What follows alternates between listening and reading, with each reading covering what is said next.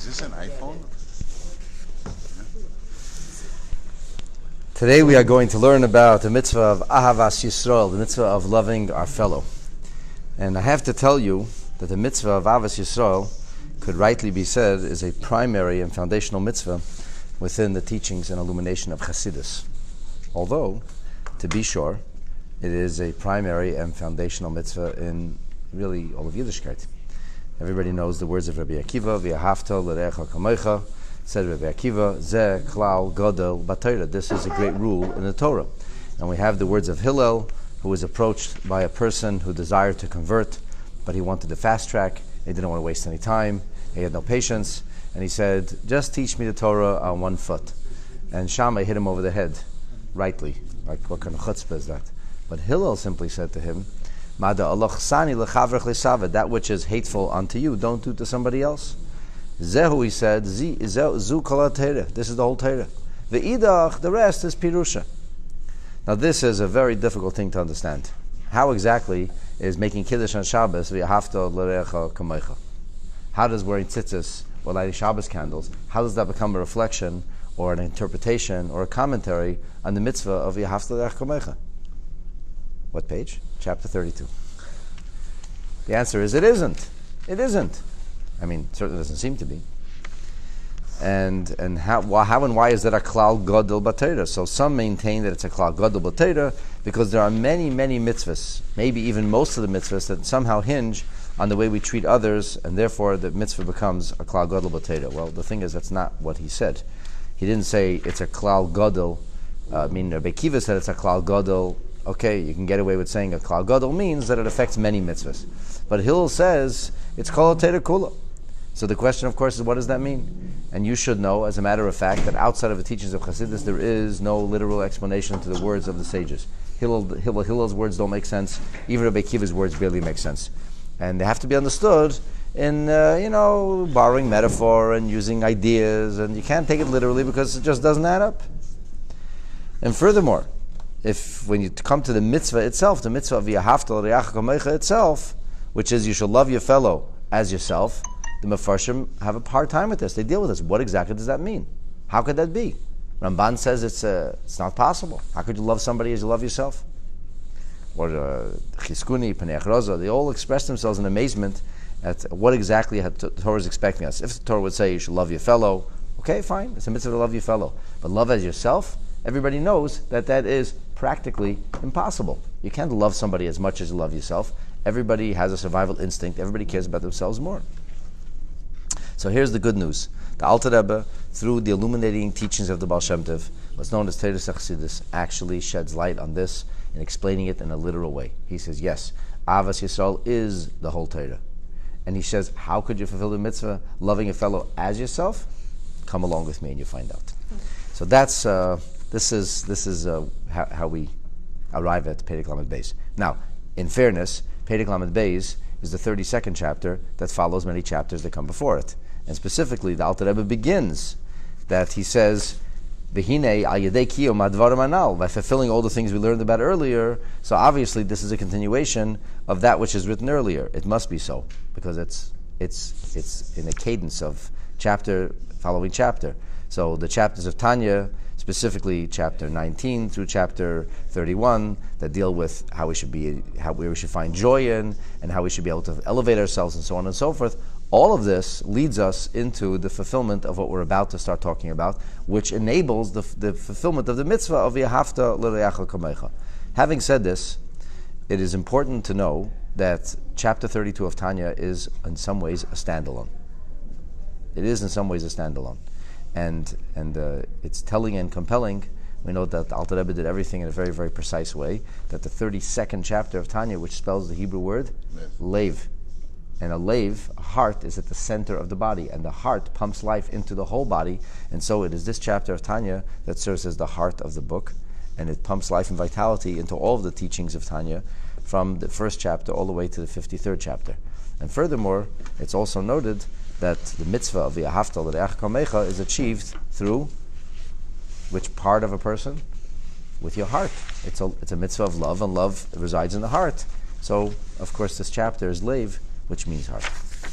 With this little preface, and preamble, let us begin, my friends, the study of chapter 32 of Tanya. Tanya 32 opens up with a discussion of body and soul. And where do we have our primary emphasis? What is preeminent? And depending on what is preeminent, on where the primary emphasis is, we will see if it's possible or impossible to fulfill this mitzvah. V'hinei, says the Alter Rebbe in Perek Lamed Beis, al yedei kiyum advarim hanal, by fulfilling the things that we've already talked about, specifically from chapter 29 to 31, in which the Alter Rebbe deals with how a person is supposed to find joy and what a person should find joy in. And we talked about the idea that a person is going to get down on his situation and circumstances, and the Alter Rebbe said that the joy he should find is in setting the soul free. That should be his joy. That was the last thing we talked about, that even after after making this long and honest self-reckoning, and a person comes to the conclusion that he or she is very far off base, so that can bring you to a state of moroseness and depression and melancholy and sadness, and that's not a good thing. So how will that enable you to overcome the emotional deficit disorder that you're experiencing, where you're not responding to stimuli, spiritual stimuli?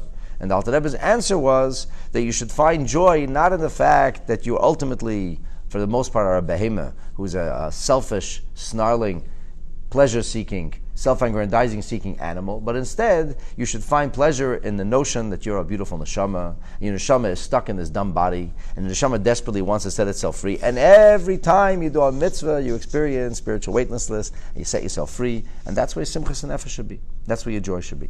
And that should motivate you, and that should give you a sense of fulfillment in life. So it's very easy to talk about these things. It was probably not so easy for the Alter Rebbe to write it out and explain it. It's certainly most difficult for us actually to fulfill it.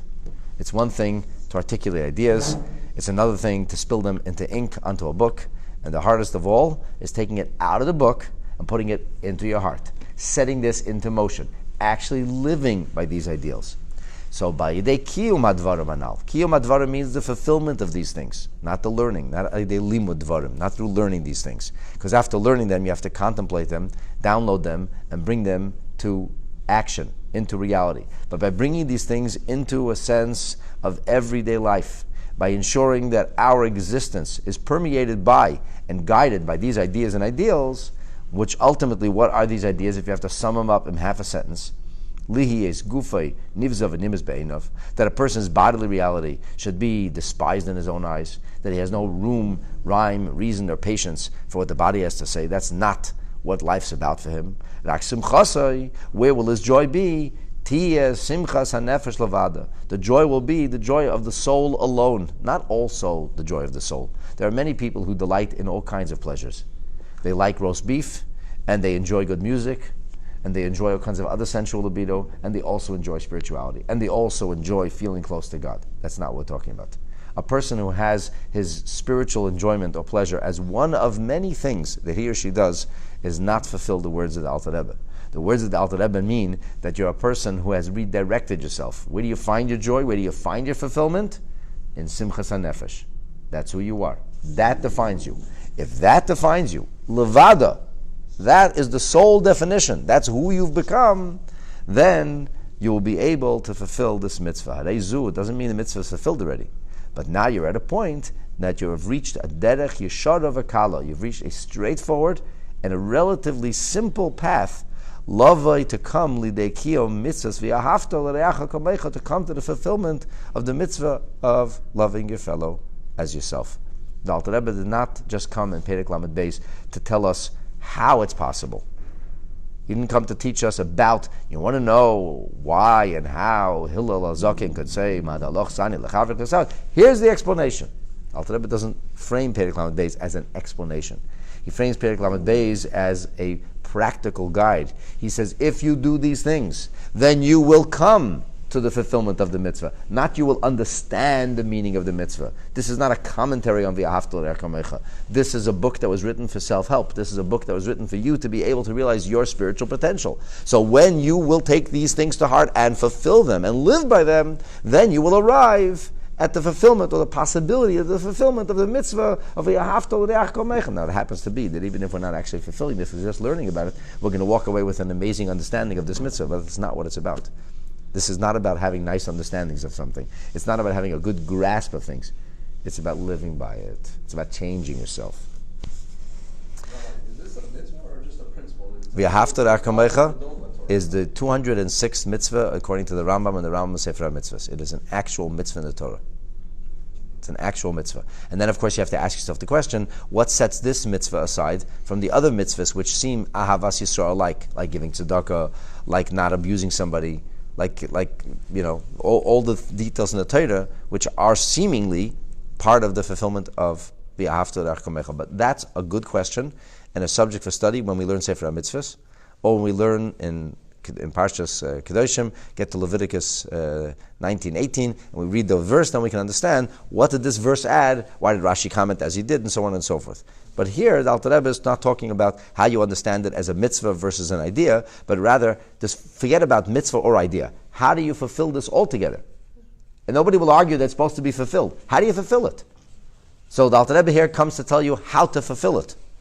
He says, if you've been with me, if you're actually hanging on, if you didn't fall off the wagon yet, we got to chapter 32. You've learned these ideas, you've downloaded them and actualized them, you fulfill them. He says, guess what? Mazel tov. Now you've reached mitzvah Avas Yisrael. Now you've come to the threshold, to the portal, to the segue into this mitzvah. So in the previous chapters, what did we speak about? What does it say? What is the kiyum hadvarim anal? We spoke about that a person comes to the realization that he has to have the greatest joy in what? In the nefesh. Because otherwise, if he focuses on the body, what does he end up with? A lot of melancholy, sadness, depression. He's a failure. I didn't get anywhere.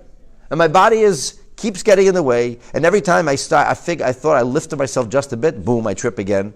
So a person gets down. And this kind of thought actually is one of sobriety, great sobriety. So much so that it shatters the walls of indifference. Not with a pat on the back, but rather with a zetz on the head. So the person is high and mighty, full of themselves. Boom! He gets a hit over the head. What are you so high and mighty about? You're lower than a gnat, you're lower than a mosquito, you're lower than an animal, and so on and so forth. Alter Rebbe gave us all these things to think about. So now I'm feeling kind of low. How am I going to be joyous? The Alter Rebbe says, how you be joyous? Now you're going to refocus your attention on the neshama, and you're going to live with the soul. And the soul's job is to release itself, to unshackle itself from the prison of the bodily reality. And when you could do this, then you will have a great sense of elation and a great sense of happiness and fulfillment. Now the Alter Rebbe says that if you can reach this to the point that your simcha, that your joy, your fulfillment in life will be simchas hanefesh levado, that becomes your entire focus. And you have to have fulfilled that, because if you were getting down at the fact that you aren't the way you're supposed to be, here's the way you can be joyous. So now that you've become joyous, despite the fact that you have all these other issues and problems which seem to get in the way, so if so, at this point your bodily reality should have been relegated to a far second place, a distant second place. First place is the neshama. So anytime there's a question of how do I proceed, what do I do, what do I focus on, what would the neshama want? How do I set my neshama free? That's the question you ask yourself. Not what's in it for me.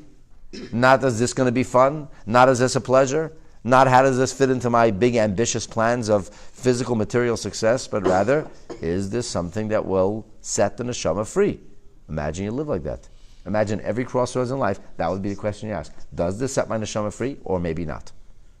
And that's how you would make the decisions of whether you do or don't go or stay put, etc. So if you come to that point and you find your joy in the simchas nefesh levada, as I told you that once upon a time those people who rejoiced in the fact that they overcame a tiny little challenge of the Yetzer Hara. They didn't go where they shouldn't go, they didn't look what they shouldn't look, they didn't think what they shouldn't think, and they took joy in that. And that little victory, there was a joy in that victory. I knocked them down. I managed to overcome this little challenge that Hashem threw my way, which seems like a big challenge when you're in the middle of it. So then, if that's where your simcha is, then you've come to a straightforward mitzvah, a possibility, a segue to the fulfillment of the mitzvah of Ahavas Yisrael. And this now has to be emphasized. The mitzvah of Ahavas Yisrael is not, like many mitzvahs, a mitzvah of action. A mitzvah of something you're supposed to do. There are many mitzvahs in the Torah, do mitzvahs, things which you should do or don't do, which are linked to Ahavas Yisrael. So, for example, the mitzvah we learned about a few weeks ago, that when you see your enemy's donkey faltering, and you should overcome your natural inclination to say, His donkey's faltering? Ha! I love it. Can I watch this? No. You're going to go over and help him. You saw the poor guy. Why am I going to help him? He's my enemy. I can't stand him. Well, because he's your member. He's your brother and sister. He's a fellow Yid. You have a responsibility towards him. So what's the mitzvah there? I don't love this guy. I can't stand him. I can't believe I'm doing this. That's fine. As long as you put on a straight face. As long as you did what had to be done. As long as you loaded the donkey. The mitzvah is done. It's a do mitzvah. And then you're somebody saying foolish things, doing foolish things, and you can have a really, really great moment of levity at this person's expense. He is literally the village idiot, and you could use him to become popular, and you're going to abuse him and harass him and take advantage of him, which is called the mitzvah of hina, and all of a sudden you stop and you think and you say, that's a sin. I'm not allowed to do that. Le'seinu. You're not allowed to take advantage of somebody, exploit them with your words. I'm not doing it. I'm not doing it. I don't love him. I don't love him at all. In fact, I was just about to make an absolute fool out of him. But I didn't do it. Why didn't I do it? Because the Torah says, Sugazun, don't do it. And I could give you many other examples, 30 or 40 other examples of mitzvah in the Torah, which are things I should do or shouldn't do, which ultimately are linked to the fulfillment of, the actualization of Ahavas Yisrael. But it's possible to do all of those mitzvahs without feeling one shred of love, without feeling 1 ounce of emotion. I'm just functionally doing it. I don't like it. I don't like him. I'm doing it. But the mitzvah, and this is what you said, Nathan, is that even a mitzvah? It is a mitzvah. And there are mitzvahs, not so many, but there are mitzvahs which are called chayvus halvavos, mitzvahs which are obligations on the heart. Not just obligations on the hands and feet. Not just things that we're supposed to actually do, but there are mitzvahs of feelings. For example, v'ahavta es Hashem elikecha. You have to love Hashem your God.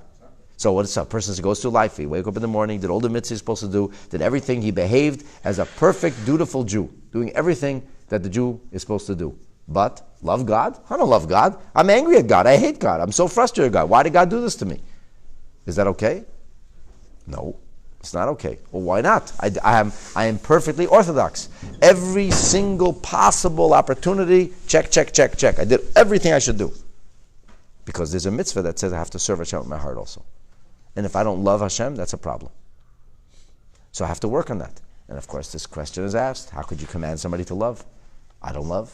I'm not happy about it. I don't love. So they work on it. There are ways. There's a methodology to get to that mitzvah, and that's not the discussion for this morning, how we get to the mitzvah of Avas Hashem. My point is, it's a mitzvah of chayvus halvavos.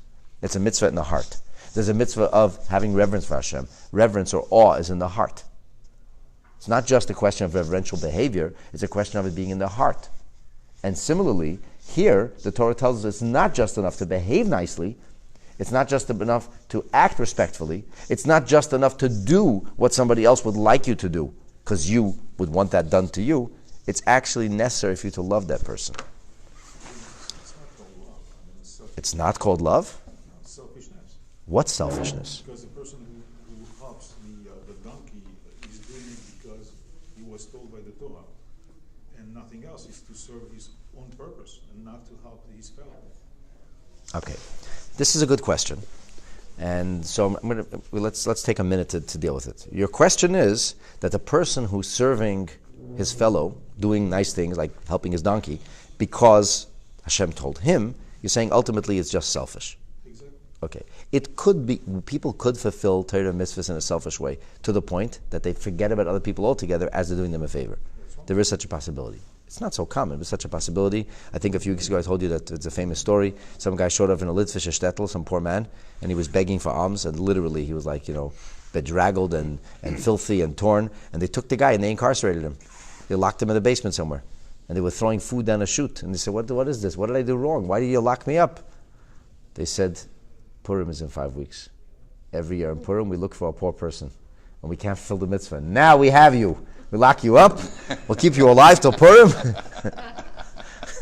And then on Purim, we're all going to do the mitzvah of Matanos Levyanim. Right? So that's a caricature of what you're saying, where a person does a mitzvah in a selfish way.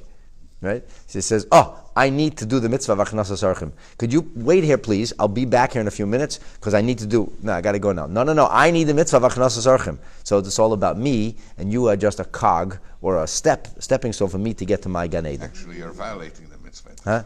You actually would be violating the mitzvah, right? You'd be abusing somebody. Well, I think the reason I told you was about the idea of, the Rambam says, that doing something repetitively actually makes us change, which modern psychology corroborates. So, so if a person has an actual need, like they need to buy a bagel and a bottle of water to stay alive, and you come over and say, here's a penny. I'll be back in 10 minutes with another penny, right? And you torture the guy for an hour and a half, giving him a penny every 10 minutes until he has $1 to go buy himself a bottle of water because you want to have a lot of mitzvahs. And the other guy's expense. That's not a mitzvah. That's not cool. That's a violation of the mitzvah. That's torture. Yes, it's possible for a person to do mitzvahs in which he becomes totally self-absorbed. I understand that. But Menachem, think about this for a second. Do you not think it's possible for a person to see somebody faltering with a donkey, not wanting to help him, in fact, wanting to experience what we call schadenfreude, which is the delight in somebody else's misfortune, to laugh at somebody else's suffering, and you don't do that? And why don't you do it? Because you know that as a Torah Jew, you're supposed to go help him. So you bite hard, and you go do it. And you're not even thinking about Gan Eden and rewards. You're just thinking about this, what Hashem wants me to do. It's not exactly selfish. It's not selfish. It's selfless. I'm doing something selfless. I'm doing something because I believe this is the right thing to do because what Hashem told me to do. I'm not happy about it. I don't love the guy. Is that the fulfillment of Ahavas Yisrael? The answer is, it's not the fulfillment of Ahavas Yisrael, it is the fulfillment of Ozav Tazav Imai. I did the mitzvah fully, not selfishly. I did the mitzvah. I can't stand this guy, but I did the mitzvah because the Torah says I should do it. I have a problem with that. You have a problem with I that? have a problem with that. Because Which? the thing is, if you say I can't stand the guy, Yeah. and I'm just doing it, Yeah. first of all, there's no connection and there's no revelation. It's basically, it's functional. Yeah, it's So functional. If it's just functional, what Yeah. are you getting out of it? What are you? It's not about you. But why is, but you're not serving Hashem. Sure you're serving Hashem. There are some mitzvahs that you don't understand at all. You're not serving Hashem. How can you Stop and think. One second. I'm doing something I really don't want to do for one reason and one reason only. Because Hashem said I should do it. That's not serving Hashem. That's the ultimate service to Hashem. I'm going to do it to serve Hashem, but my intentions are incorrect. Okay, so I'm doing There's no incorrect. function. We're not talking about the locking up the poor man in the basement so we can have someone to put him. Here we're talking about doing the mitzvah of Ozav Tazav Imai. I'm going to help this guy load his donkey. I can't stand the guy. There where I have the problem. What do you have a problem? I give this guy a gold medal. He can't stand the person, and he is rolls his sleeves up, bends down, and he's helping pick up packages, and he can't stand the person. He's a hero.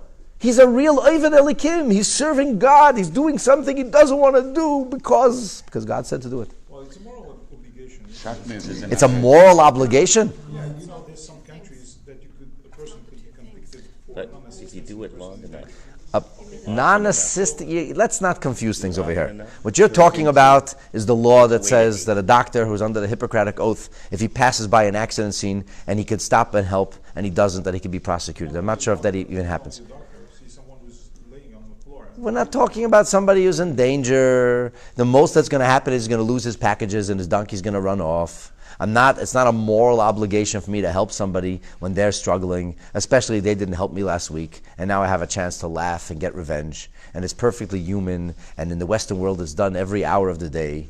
People do this all the time. You think Ozav Tazavimi only means a donkey? Ozav Tazavimi means that there's somebody struggling in business. The person who buried you last week. The person who made sure that you didn't get the deal.